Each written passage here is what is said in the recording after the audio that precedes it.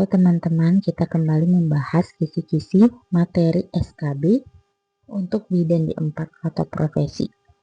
Nah, untuk bidan D4 ataupun bidan D3, materi SKB-nya itu sama ya, sama dengan PPPK, khususnya tahun 2024.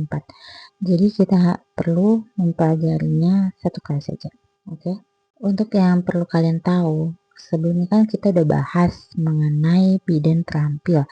Nah, itu tidak jauh beda ya teman-teman antara keterampilan umumnya sama persis. Sedangkan yang untuk kemampuan khususnya hanya berbeda pada poin ke-5 mengenai penggerakan peran serta masyarakat dan pemberdayaan perempuan dalam pelayanan kebidanan. Itu toh.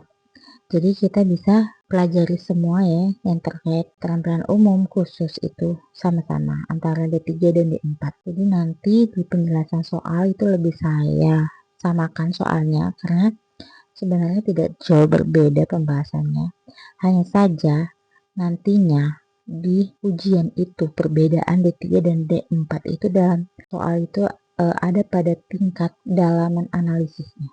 Maksudnya begini. Misalnya kan untuk D3 itu kita biasanya soal itu lebih kepada definisi, diagnosis, langkah awal, ataupun yang tidak memerlukan analisis mendalam. Sedangkan pada D4 itu lebih bertingkat begitu. Misalkan kita sudah dalam soal itu tertera kasus begini-begini, tapi pertanyaannya itu bukan mengarah pada diagnosis, melainkan apa asuhan yang akan diberikan atau misalnya apa kasus kompleks yang akan terjadi jika permasalahan itu tidak ditangani. Jadi bertingkat seperti itu. Untuk itu kita sebagai bidan D3 ataupun D4 itu kita mempelajari intisarinya itu sama, hanya saja lebih dalam untuk D4.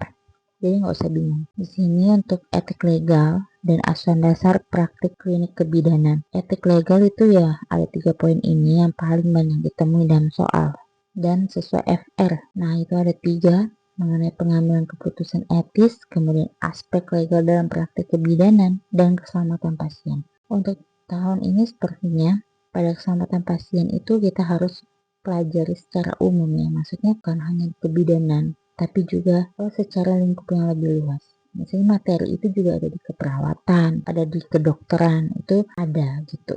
Jadi lebih ke umum. Sedangkan pada asuhan dasar praktik klinik bidan, ini bisa dilihat ada untuk pengkajian tanda-tanda vital, ada prinsip pemberian obat, pencegahan dan pengendalian infeksi, kebutuhan nutrisi, vitamin, pemeriksaan lab, personal hygiene, tanda-tanda vital ini yang terbaru juga ada tingkatan GCS, itu perlu kita pelajari ya. Mungkin kita sudah lupa ya mengenai core GCS gitu. Kemampuan khusus itu pada dasarnya itu sama, kita pelajari lagi semuanya. Hamil, persalin, nifas, BBL, bayi, balita seperti itu. Tapi untuk materi D4 aku saranin ya kalian bukan hanya pelajari yang awal yang seperti normal fisiologis itu, tapi kita poinnya di sini asuhan untuk kasus kompleksnya gitu, kompleks itu harus kita kuasai juga karena materi pada D4 itu lebih banyak kasus kompleksnya. Untuk sepertinya masih awal seperti PEB ataupun kasus solusio, tapi itu juga bisa di materi D3, hanya di D3 tadi lebih sederhana begitu.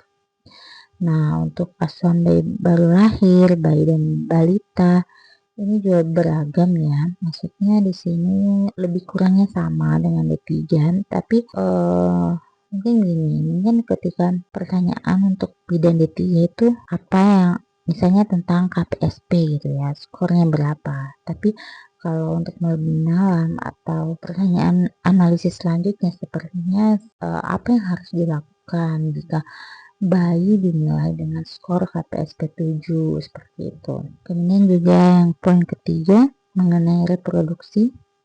Nah ini soalnya beragam juga, jadi kita bisa pelajari sama-sama ya. Kemudian ada KIE, komunikator, dan juga yang kelima poin pembeda kita terhadap bidan D3 yaitu mengenai penggerakan peran serta masyarakat dan pemberdayaan perempuan dalam pelayanan kebidanan. Ini lebih ke asuhan kebidanan komunitas. Seperti yang kita tahu, kita belajar kan dari awal bagaimana di komunitas itu ada sebagai pengambil keputusan, bidan di sini ada untuk lakukan SMD, EMD, MMD, lalu kita akan menganalisis hasilnya menggunakan SWOT, kemudian kita akan kita akan menganalisis dari SWOT yang kita punya untuk melakukan kegiatan apa yang perlu kita lakukan untuk mengatasi masalah itu. Namun ini lebih sederhana soalnya, nggak terlalu ribet. Kalau misalnya pada D3 ada kohort, di D4 itu biasanya sudah tidak ada, tapi baiknya sih kita pelajari ya untuk sekedar mengulas kembali. Yang penting kita tahu apa isinya gitu. Jadi kita tidak perlu memperdalam gitu.